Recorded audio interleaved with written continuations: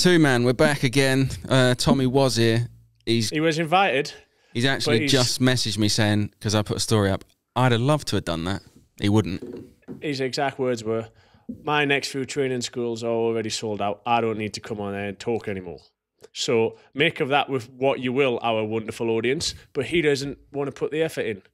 I must admit, I'm sat in his chair, and this is his mic is swinging about like it could hit me in the face at any time. All over the place. I watch his just move all over the place. But anyway, we're on a roll. We've done the last 3 weeks in a row. Or was it just 2 weeks? I don't know. We've done a good few episodes. So I said to Ed, we need to do another one, even if it's remote, because I feel like even it's not going to look as pretty on screen. But I myself actually only listen to podcasts via podcast platforms when I'm driving.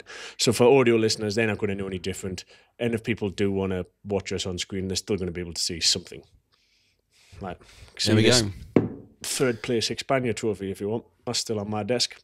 Well, at least you got one from that race, because you didn't get one from the other race. It's too soon, Ed. It's too soon.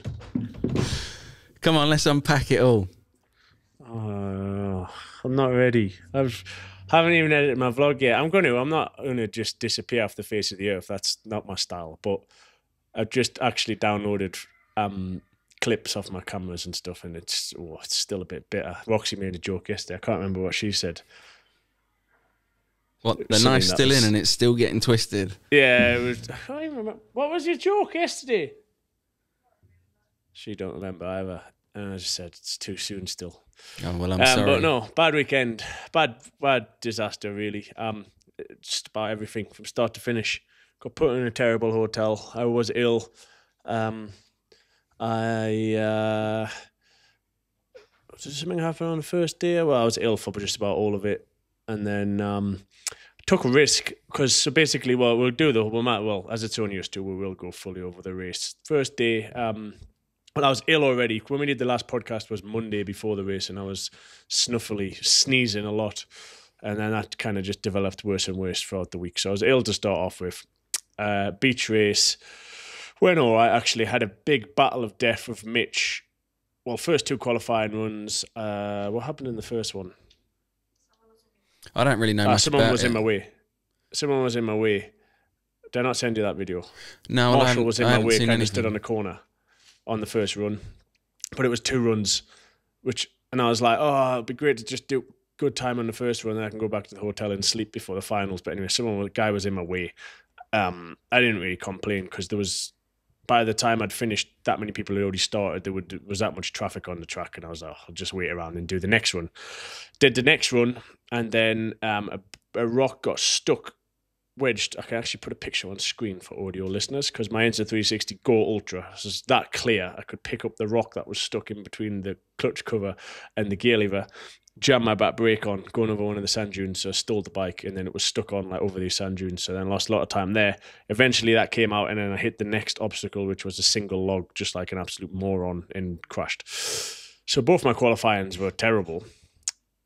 I still obviously made it into, it was a quarterfinal, semi-final, and a final. Quarterfinal, I had an absolute battle of death with Mitch, which the full race POV is on my second channel if you want to watch it, but it's actually a really good race, but just obliterated myself. I was so dead afterwards. I genuinely didn't know if I'd be able to do the next heat.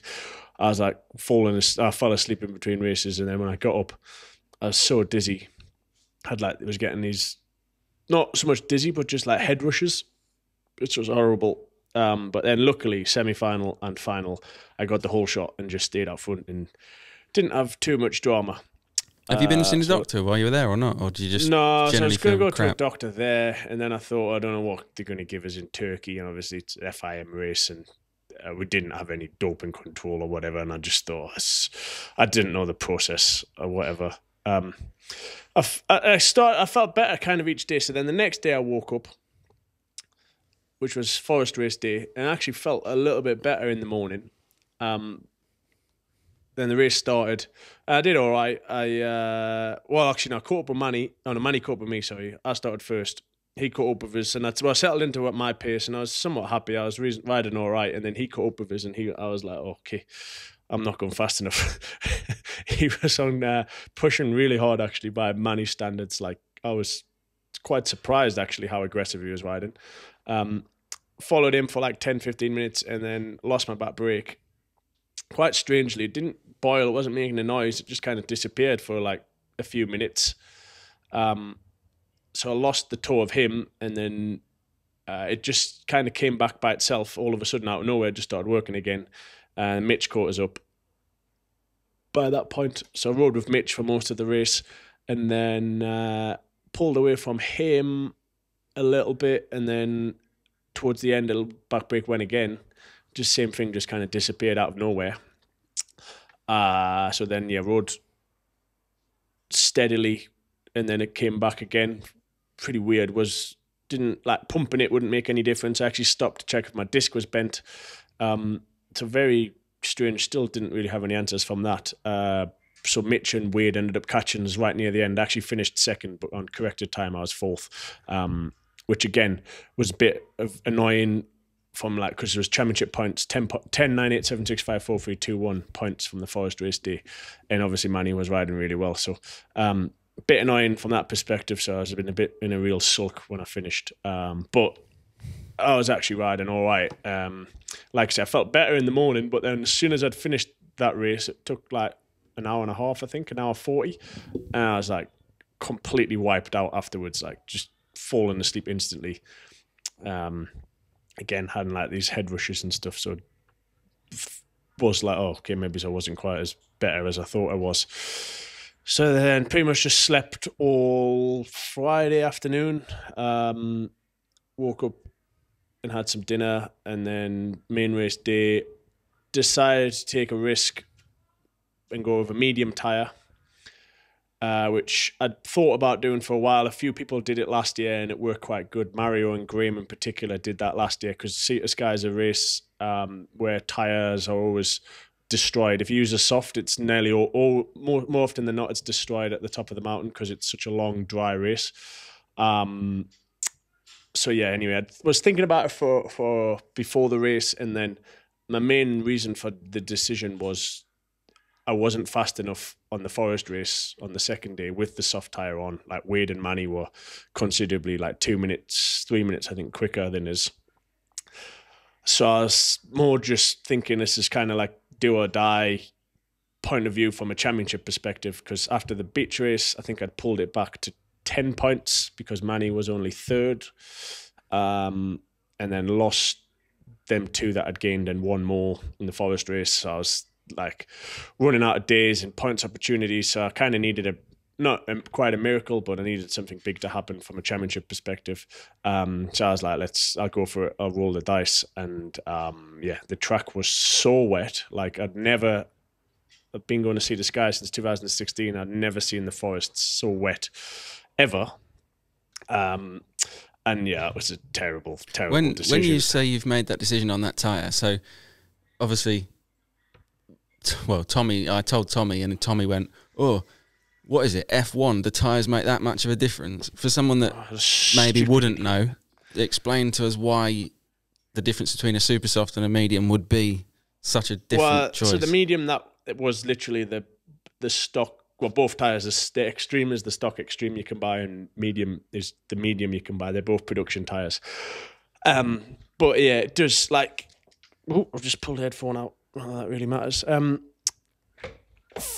Normally at this race, this is one of the few where you can kind of get away with using a medium, because if the ground's wet or slippy, it's so difficult to find traction, and it does generally make such a big difference. However, I've never known, other than like a few of the river parts which have water in, I've never known Sea Sky's track be wet or damp. And it had rained, and now I really think about it, there was parts of the Forest race which were quite wet, which I maybe should have considered more. But again, yeah, like at the time I was more just trying to make something magic happen. And then I'm also like, I was physically, for how I felt, I wasn't realistically, even with a soft, I don't believe I would have been challenging Mario or Manny, who were first and second. I think even third would have probably been, would have took a really good ride, just kind of how I felt. So I stayed with the guys. Manny got a whole shot, he just pretty much left. And then there was like me, Mario, Kabachiev, Mitch and Wade all together. for like looking at the checkpoints, like an hour and a half. So pretty much, just under half of the race, I stayed with the guys. But the way the race works, it starts off easy and progressively gets harder and harder and harder as the race goes on.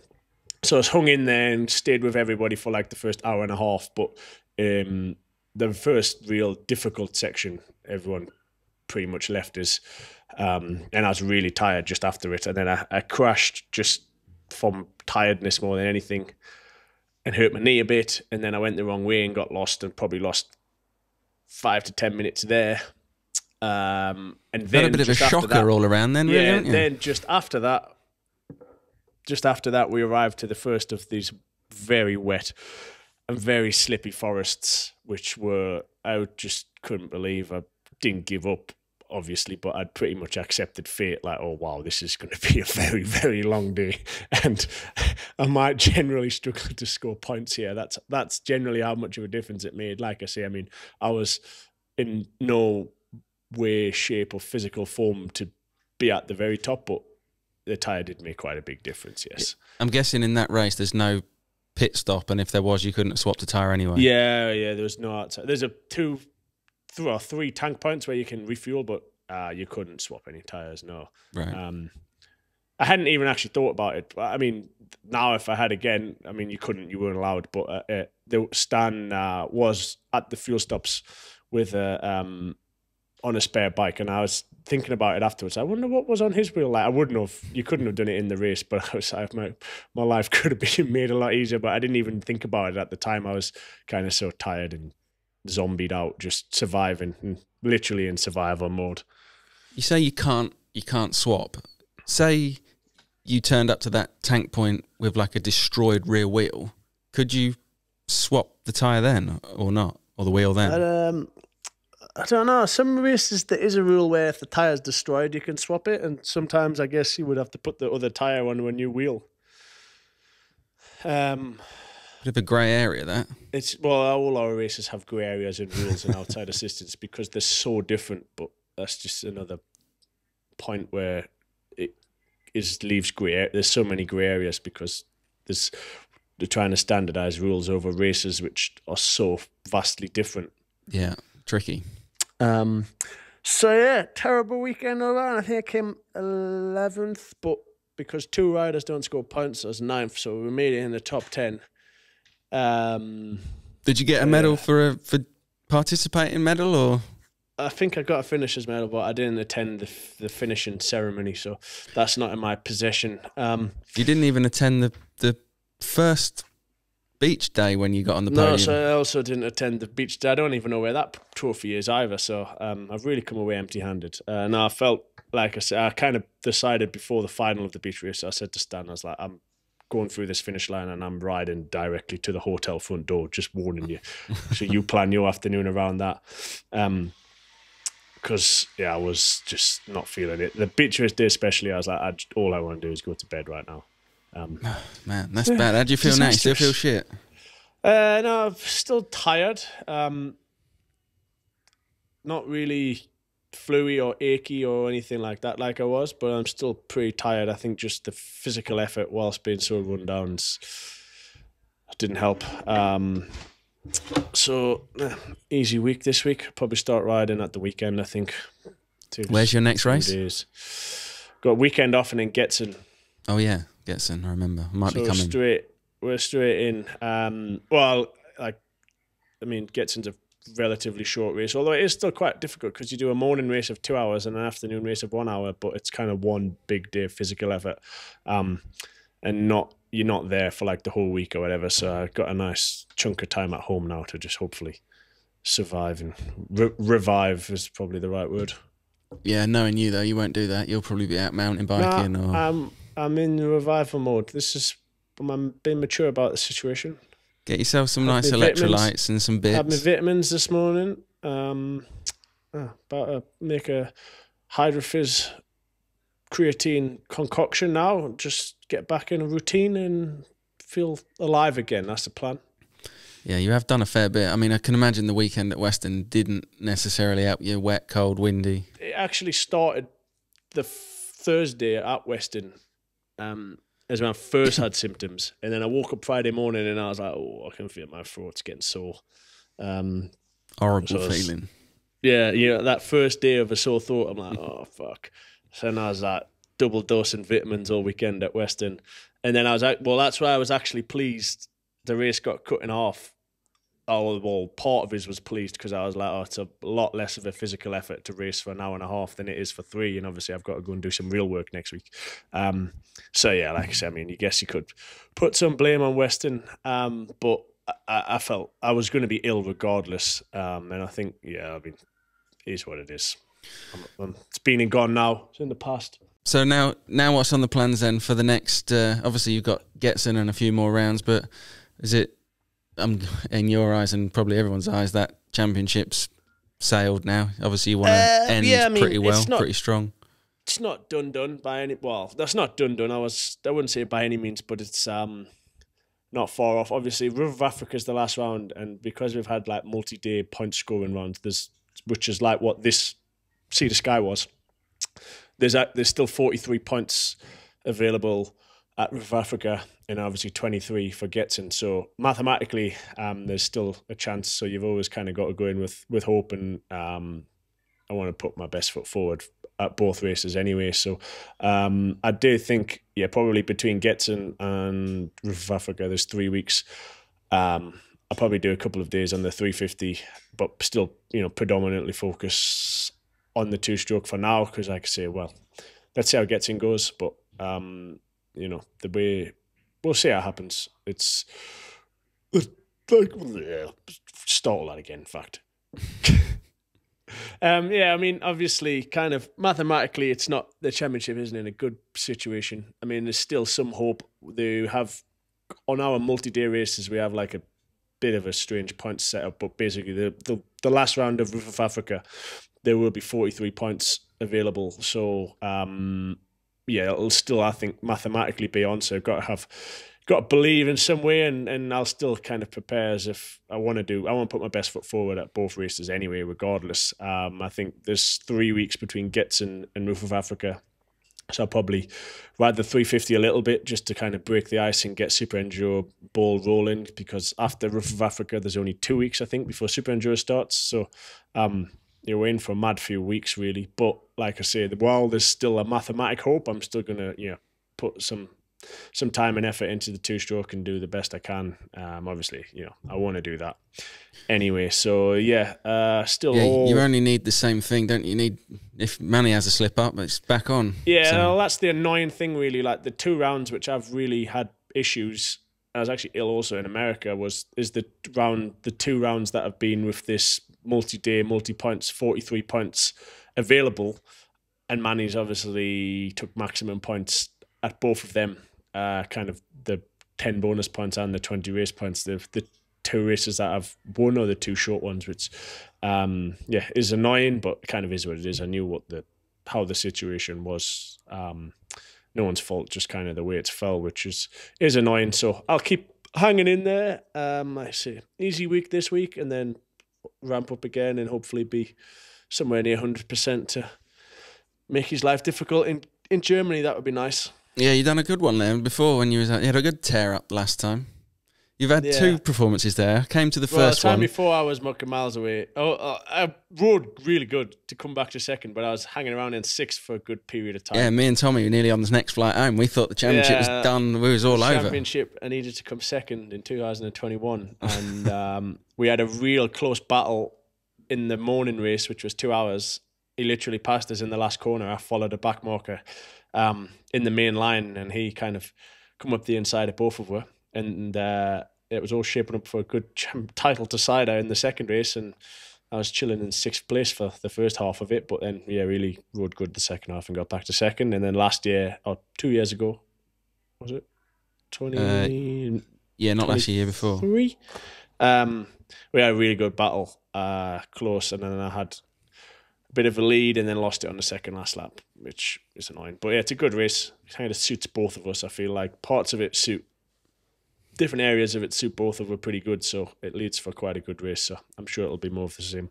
If you could do that tree tap again, that'd be quite nice. It always makes a good clip. This big step just up have a and few tap the more tree. people situated there, ready for it.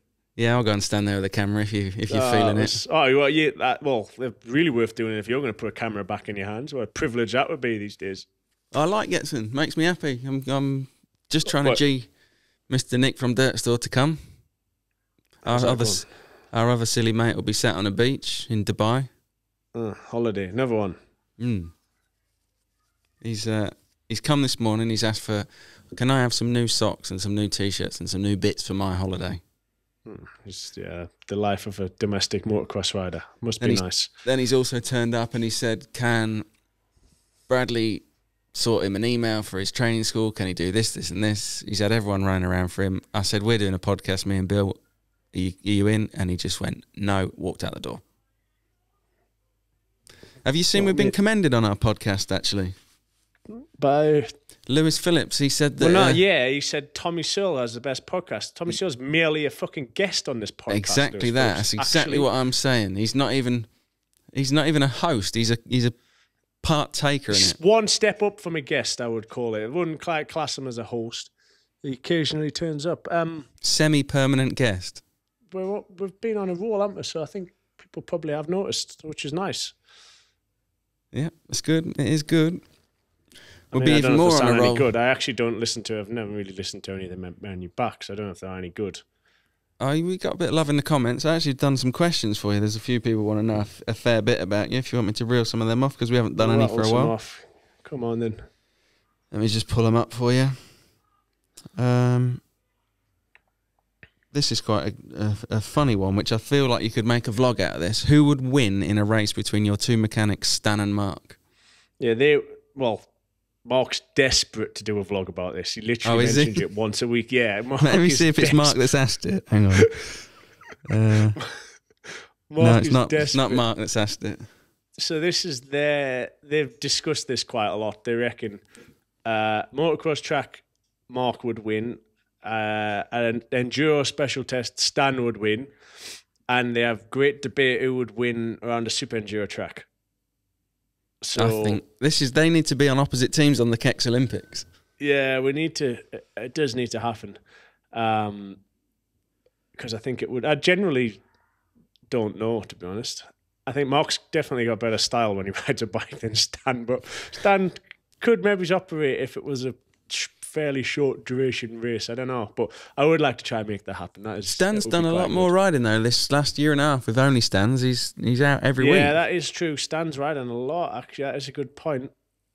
But I think being a tour guide is different level of intensity. But Mark doesn't ride much at all. In all honesty, he had a period where I was injured last year. He was riding my 450 for a little bit, and he looked quite good. I actually thought he would. And then we did a lap time challenge earlier this year. I think it was like July time, just after Erzberg it was. There is a video about it, and he got a good bit of humble pie that day.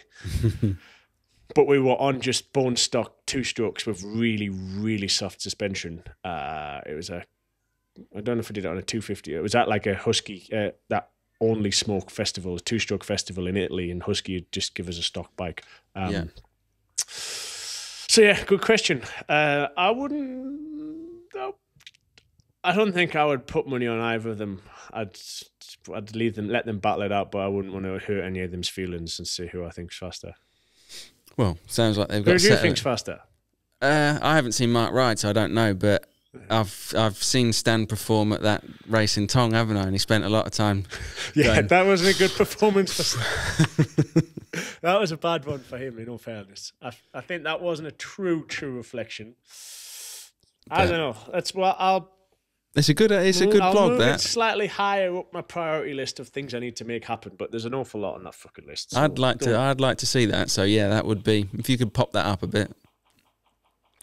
We've actually been asked, which I was talking to Tommy about this morning, are we going to do a Christmas special again this year? Which I think we will. Yeah, definitely. I want to obviously go for a ride day and enduro ride, but see what the audience think. I think we need to do a podcast Christmas special. And we need to be sat around the table playing, I don't know, a board game of some description. Really go full Christmas, have a quiz. We did one before, didn't we? We did a quiz. Yeah, but it wasn't a lot of effort put into it, really. No, I know. We can put more effort in this year, I believe. We'll get a Christmas tree up here somewhere. We need to do crackers. We need to have some mulled wine just to break the edge off it, and we need to do some board games and a quiz. A few different camera angles. I think we should do more. Okay, that's that then. So we'll add that on the list of things. Definitely add that to the list. Yeah. At the bottom. What else have we got? Kex Olympics round 2, which is again always on the list. It does need to happen because I've got I'm not going to tell you what it is, but I've got a really good idea for the first 2 challenges. Okay, they're like linked together. You can tell me after. And I'm not because I've decided for the next Kex Olympics I'm not going to take part. I'm just going to present the video, just to really give the viewers at home maximum understanding of what's going on. So it could also be a bit fairer because then that means you're not going to walk away with every. Well, yeah, because if I did compete, I'd obviously win. So I'm going to present the next Kex Olympics. So I'm not going to tell you what it is, but the first 2 challenges I think will be quite funny. The last one was individual. Do you think team or individual? No, I think. Well, I mean, a dream scenario would be do teams, but then that organisation and the production levels would need to go considerably higher to do like team stuff. Yeah, but you need a lot of people. You need a lot more people. Whereas I think individual, like if you had 4 or 5 people, you could manage just with like a couple of cameras and Insta360s and just survive. Like I generally would like to make a really big production of it, but whilst there's let's get the concept good. Is the problem and the answer to all of these questions. There isn't enough time. Let's get the concept good, get it working, and then we can pitch it to. Yeah, we can pitch it to a production company or we can pitch it to Red Bull, and then they can put their hand in the pocket, and we can get rid of your silly little race in the streets, and we can make something better.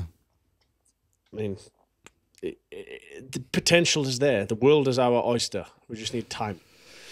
Aye, time it is. So what else have you got on your plan then, other than licking your wounds and sulking a little bit, and then trying to get back on a motorbike? Lick my wounds for the rest of today. Might even have a go editing my vlog. I'll start it and see how I feel. But no, like just chill this week.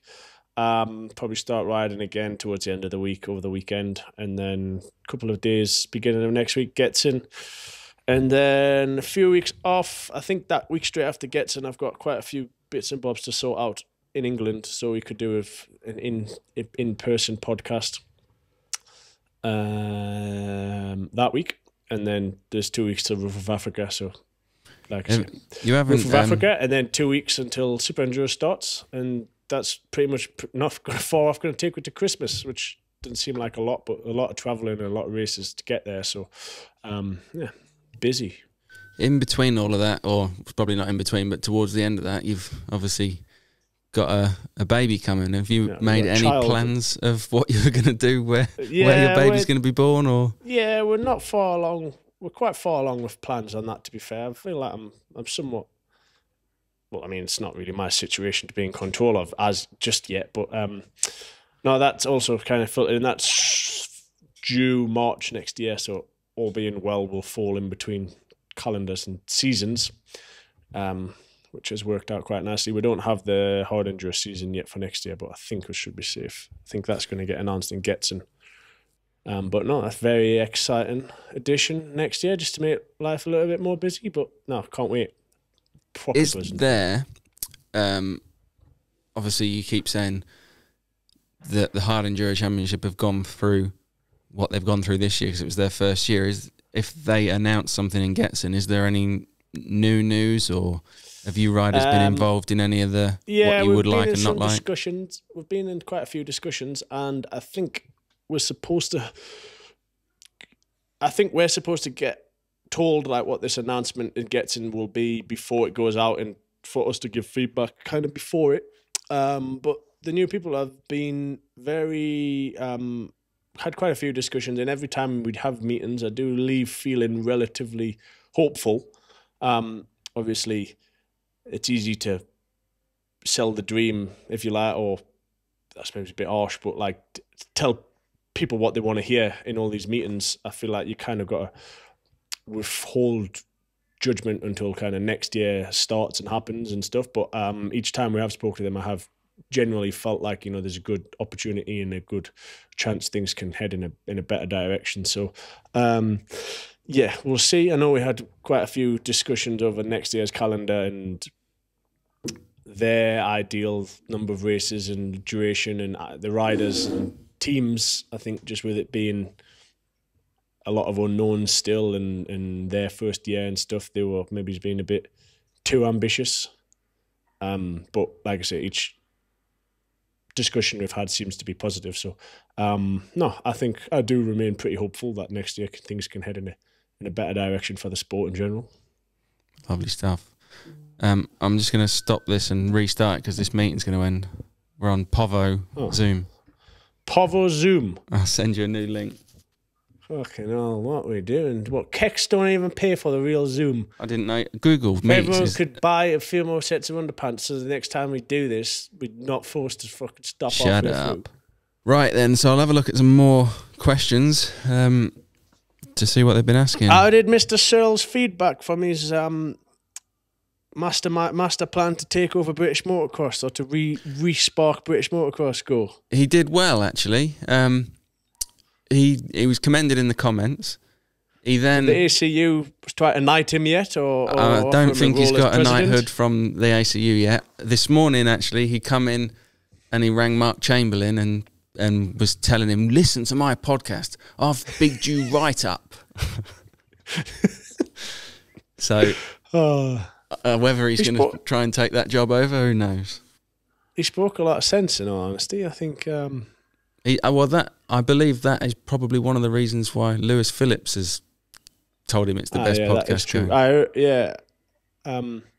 I listened to one of his podcasts, and he said he's busy writing a story on British motocross with case studies and anecdotes and all the rest of shebang that journalisms do.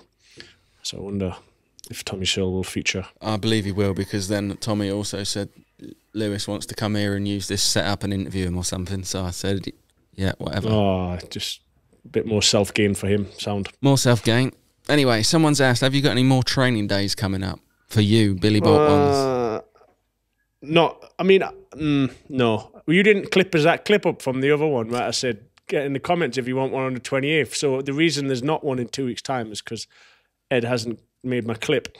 And I didn't I haven't regained enough self-confidence after my last. I'll ask Martin to get that clipped up for you today. Why don't you tell me actually the funny story about the bloke, the bloke that you charged double on your training school? Because we said it on the other one. So we mentioned it like 2 or 3 podcasts ago that there's a gentleman that paid double. Well, he reckons he paid double. I haven't actually looked into it yet, but I mean, I don't not trust him. So. Anyway, we mentioned it the other week on the podcast, and I was like, oh, I will get back to him, but if you're all listening, you can come for free on the next one or something like that. I said along those lines. And then I'm on the flight to Turkey, and we're sat near the front, and there was a queue to get in the toilet, and some guy came and joined the queue, and I recognised them quite well, but I wasn't 100% sure where from. Anyway, he said he knew me. I could tell he knew me anyway. And I did recognise him. And he said hello. I said, all right, mate. And then he asked a bit about Weston and stuff. And he had his kid with him, went in the toilet, did the thing, went off. And I was a bit puzzled. I'm like, where do I know you from? It was somewhere recently. And anyway, we're waiting for the baggage. And Antalya Airport baggage collection is fucking chaos. It's just like walking into it's one of my least favourite airport experiences I do in the year. It's just like 3 or 4 flights per conveyor belt. People stood everywhere. No one having a clue. Anyway, it's awful. Anyway, we ended up being stood next to each other. The same guy. And he's like, oh, do you remember? Do you know who I am? Or do you remember?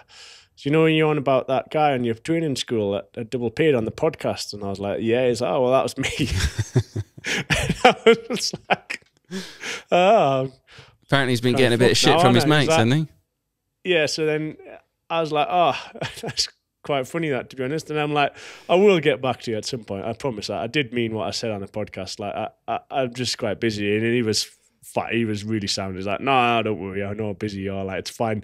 I'm not even that bothered about the money or whatever. I said, no, I do feel bad. I will double check and I will do it. And then his mate was there. He's like, oh, whatever you do, don't pay him back because we've been ripping the piss out of him, especially when you mentioned it on the podcast. It's been like the talking point. That's brilliant. But what a bizarre story. And he was just going on family holiday. He wasn't even going to see the Sky as well. That's even Oh, more. he wasn't even coming to your... Nah, they were just down a family holiday. How mad's that? So yeah, small world. And I will get back to you at some point.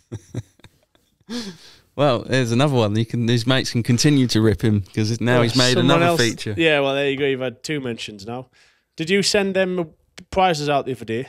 Yeah, the prizes you selected and left on my desk, they got sent out. There's one more jersey here that you not give me some details for yet.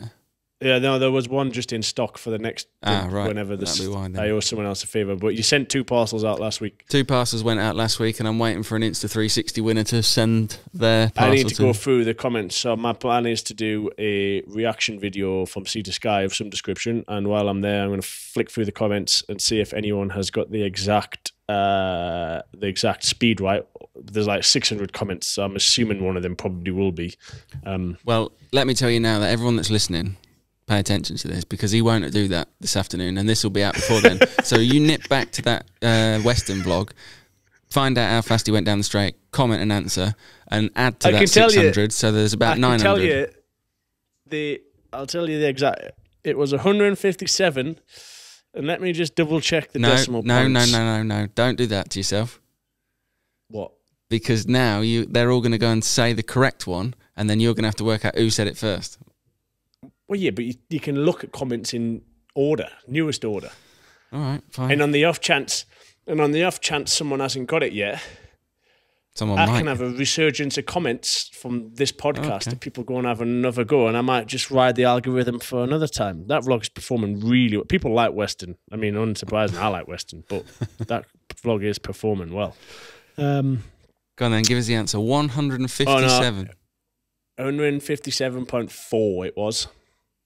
Just shy of 100 miles. Judging by the conversation I had with Todd Keller, if I had put my hand behind my back, went down the straight, it would have been 161 because he reckons at a test he did, it was 4 kilometers an hour difference, which is seems a lot. A lot of risk for 4 kilometers.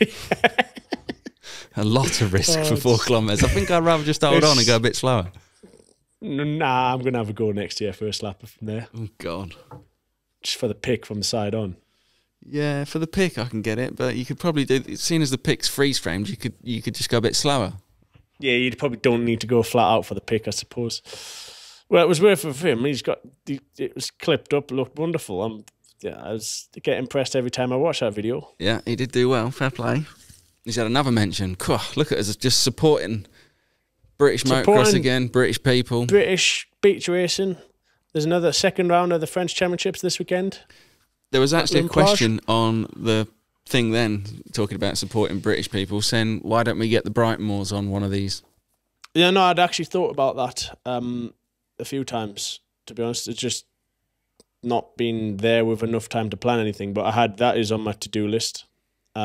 I also, this is too late now, but I meant to mention in the one podcast we did last week that the Scott trial was last weekend. And if anyone wanted to go and watch a motorcycle event, which was pretty unique and wild, that was a good one. But that's been now. That was this weekend. So I did attempt to do my bit for trials last week, but I completely forgot. Don't forget your roots. No, I tried to help out a bit, but that was this weekend. So if anyone wants to go and watch the trial next year, Scott trials are about October time. You're better off doing your own research and relying on me. Do you actually do you ride any trials anymore or not?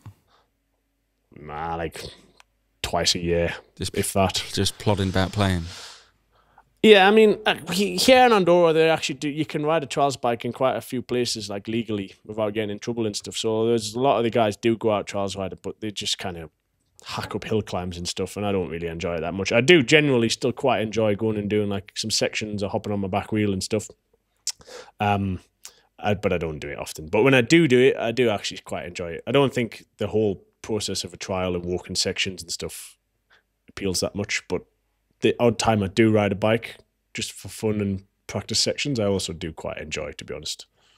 I haven't. I'm a big trials fan, as in I like riding, but I'm the same. Yeah, I think we need to have a revamp at yours. The SuperEnduro track needs fully revamped to just be like easy, fun, almost like a challengey track, and we need to build some trials sections in amongst it. I agree, definitely. That's a 20. We'll add that to the list of things we need to do soon as well. Add that to the list. A big long list. We've got a long list. That can be the title of this podcast, is Billy's to-do list. Not a bad shout. But I think that needs to be quite high on the list. We need to have a Kex headquarter, a Kex compound revamp. I had this conversation with Tommy last night, and our lives since we started YouTube and that have all of us come considerably a lot busier than the first. Well, yeah, we're fucking. Everyone's getting older. Imagine he didn't vlog now. He would do nothing all week. Well, yeah, but that's what his point was. If we're going to keep planning on doing these Only Stands Days, Christmas special podcasts, like, we need to book them in because we're not all free on the same day.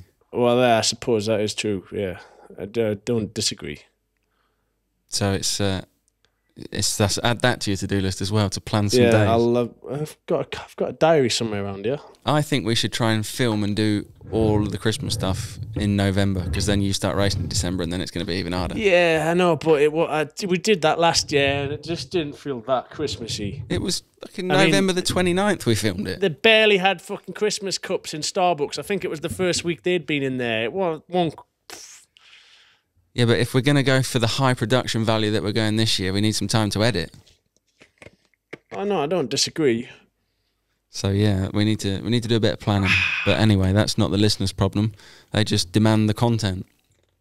What's listeners, avid listeners, give us your priority list of what you want, what content you want to see. Do you want to see the Kex Olympics? Do you want to see the track be revamped and rebuilt? Do you want to see the 360 and 610 be finished? I'd like to see that. I'd like to see the 610. I haven't seen it for 4 years. Do you want to see something else? Give a priority list, and then I'll be able to then plan my life around what your priority list is. I think that's actually a fair statement. I'll take the audience's word for it of what they prefer. As long as your 610 is finished by Weston next year, whether you're racing it or not, for the Thursday at press day, that's high on the priority list for me. Yeah, the 610, now I know there's a vintage class at Weston. The 610 needs to be back in circulation. In fact, I'll send some messages out as soon as we're finished with this. Yeah, of course you will. Add that to the list as well. Right, I think we should go with one more decent question, and then we'll wrap it up. And hopefully in the comments we've found out whether people like a remote podcast or not. Well, they should be grateful they've had anything. Well, you could look at it that way, or you could say this was a bit of a learning curve for us as well, so we're trying one before. I mean, yeah, do. If it is a load of shit, tell her, and we'll not bother doing any more. But to be honest, the setup we're doing now, it's not a great deal of effort, so we could do more of them if Numbnuts wants to ever get involved. And should we do one next week with him from the beach? Nah, he won't want people to know how posh of a hotel he's stopping in. Really posh. No one's going to come on my training schools if they know I'm staying here. Oh, dear me. There's honestly 1, 2, 3, 4, 5 out of 20 questions that we've got so far, all about the Kex Olympics. Really? Yeah, I mean, I guess it's been on that long now. They've probably rewatched it 4 or 5 times, and they're really ready for it. Yeah. Best hire car story you have? Well, the best one I'm not going to say, because it wasn't my hire car. So, and there were some criminal charges, I think, put out there. Oh, really? I didn't even know this story. Criminal. It was on the day of Stan's birthday, 2017, that one. I was a passenger, but that's all. I was actually uninvolved. I did have to go to the police station and give a statement. Anyway, that's what country was it in? That'll do for that one. My best one. I once returned one. what was very fucked up in Portugal 2019. I think it was a Fiat, not a Punto, one down from a Punto, but not a 500. And Lagares has a lot of like tiny little cobbly roads, and it used to be a really long track. And they were quite good. They would give like spectator points, but obviously not the actual track map. So then we would always go on these like mountain roads to try and find the rest of the track or whatever. And I'd really pushed the boundaries of this Fiat one day, and eventually the bumper was hanging off. It was hanging on for dear life. By the end of the day, I had a big split like from where the number plate is, like all the way around the side. The under tray was just scraping along the ground. Like it was fucked by the end of the day. And I didn't have full insurance, so I was like, I demo. I can't even remember what I paid him or what. I think the payment was like 5 pairs of goggles and 5 lenses or something. And he was there, plastic welded the bumper back together, like melted a cable tie into the back of it, and I'd got away with it. I like strategically I went to a car wash and washed most of it, but then made it a bit dusty, a bit dirty, and then had water around the cracks that you could still, most of them were covered up pretty well. It was like kind of duct taped from the inside and shit. And then I was like wetting around the cracks and throwing dust I was picking up off the floor, like in this petrol station. But I got away with that one. That was fine. I did have one which I didn't get away with, which I didn't even do anything wrong once in Germany. I think the town next to Ortima. I forgot what town it is. Anyway, I'd literally flew in for 24 hours to get my knees rescanned, pick some knee braces up. I went for sushi in the city that was nearby, and someone had opened the door into my back passenger door. And I'd literally got in and out of this car, not even opened the boot. I'd opened the driver's door, and that was it of this whole car that I was in for 24 hours. And the back passenger door had a dent in it and got done for €650, I think, which was a sting, which I did have... like separate hire car insurance, which cost like nothing. It was like £17 a year or something, and I was like, this is never going to work. And I did actually get the money back from that. Oh, you've had a touch. Took a while. Yeah, from nothing. Like it was like hirecarinsurance.com or something, like the scammiest looking shit ever. And it worked. And it wasn't expensive at all. And then it was a bit of a process, and had to do quite a few emails and reports and stuff from reporter. I was like, I have no idea what happened. I'm assuming a car door opened into it. I've got one that can trump all of that. What's that?